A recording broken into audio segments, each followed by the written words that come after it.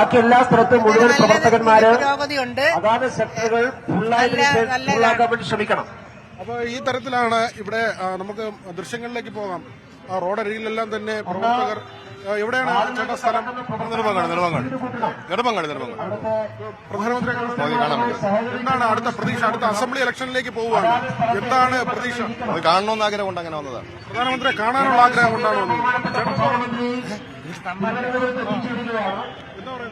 പ്രധാനമന്ത്രി കാണാൻ വേണ്ടി വന്നതാണ്. നല്ലൊരു എക്സ്പീരിയൻസ് ആണ്. ഇതിനു മുമ്പ് കണ്ടിട്ടുണ്ടോ? ഇന്ന് കണ്ടിട്ടില്ല. സ്ഥലം എവിടെ? കരമന. അപ്പൊ ഈ തിരുവനന്തപുരം നഗരസഭയിൽ BJP ഭരണം വന്നല്ലോ, വലിയ മാറ്റം ഉണ്ടാവുമെന്ന് പ്രതീക്ഷിക്കുന്നുണ്ടോ? ചേട്ടൻ എന്താ പറയുന്നു? നല്ലത് തന്നെ. BJPയുടെ ഭരണം വന്ന് നല്ലത് തന്നെ. അസംബ്ലി തെരഞ്ഞെടുപ്പിൽ കാര്യമായിട്ട് വിജയം ഉണ്ടാവും. ഇന്നിപ്പോ പ്രധാനമന്ത്രി വരുമ്പോ വലിയ പ്രഖ്യാപനങ്ങൾ പ്രതീക്ഷിക്കുന്നുണ്ടോ? പ്രതീക്ഷിക്കാൻ നമ്മൾ നേരത്തെ പറഞ്ഞു തരുന്നില്ല, അതനുസരിച്ച് ഉണ്ടാവുകയും ചെയ്യും. മാത്രമല്ല 50 55 കൊല്ലം കൊണ്ടും നമ്മുടെ ഇവിടുത്തെ കോർപ്പറേഷൻ കാണുന്നുണ്ട് ഒരു വികസനം. ഈ തിരുവനന്തപുരത്തിനില്ല, ബാക്കിയുള്ളതിലുണ്ടെന്ന് അറിയില്ല. ട്രിവാൻഡ്രത്തിന് ഇതേവരെ ഒരു അതായത് ആദ്യ സമയങ്ങളിൽ കുറച്ച് നല്ല സത്യാമൻ നായർ, പണ്ടത്തെ ഗോപിനാഥൻ നായർ, ഇങ്ങനെയൊക്കെ ചില നേതാവുണ്ട്. അവരിൽ ഇത് നോക്കുമ്പോൾ കുറെ ഇതാണ്. ബാക്കി അതിനുശേഷം വന്ന ഒരു വികസനമില്ല.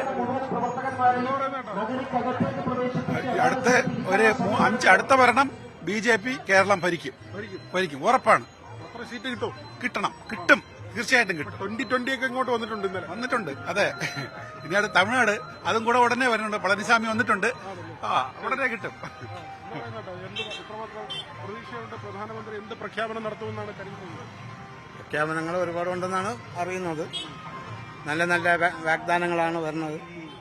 കേരളത്തിന് നല്ലൊരു മുഖച്ഛായ തന്നെ മാറുമെന്ന് പ്രതീക്ഷിക്കാം. വലിയ ആവേശത്തിലാണ് പ്രവർത്തകരൊക്കെ. ഇപ്പൊ അസംബ്ലി തെരഞ്ഞെടുപ്പ് വരുമ്പോഴത്തേക്കും തിരുവനന്തപുരം ജില്ലയിലും ഒക്കെ കുറെ സീറ്റ് കിട്ടുമെന്ന് പ്രതീക്ഷിക്കുന്നുണ്ടോ? സീറ്റ് കിട്ടും എന്ന് ഉറപ്പുണ്ട്. പക്ഷെ ഒരു കാര്യമുണ്ട്, പ്രതിപക്ഷത്തിലെങ്കിലും എത്താൻ സാധിക്കും. അത്തരത്തിൽ വിജയിച്ചു വരും. വരാൻ സാധ്യതയുണ്ട്. ഈ നഗരസഭാ ഭരണം വന്നതിന് ശേഷം തുടക്കത്തിൽ എങ്ങനെയുണ്ട്?